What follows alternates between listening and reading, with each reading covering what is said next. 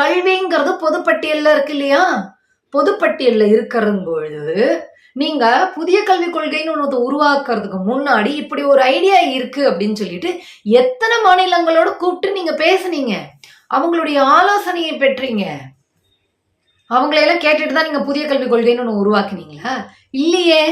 பொதுப்பட்டியல்ல மாநிலங்களுக்கும் அதிகாரம் இருக்கும்போது சர்வாதிகார முறையில பிஜேபி புதிய கல்விக் கொள்கைன்னு ஒண்ணு உருவாக்கிச்சு.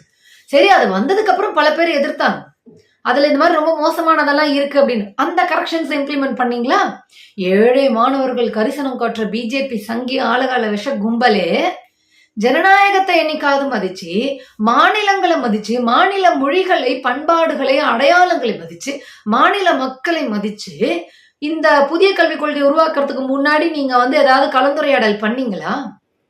இந்த மாதிரி ஒண்ணு உருவாக்கலாம்னு நினைக்கிறோம், உங்களுடைய அபிப்பிராயம் என்னன்னு ஏதாவது கேட்டீங்களா? இல்லையே.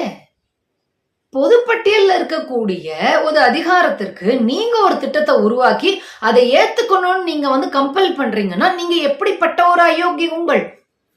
ஓநாய், உயிரோடு ரத்தம் குடிக்கிற ஓநாய் நீங்கள்.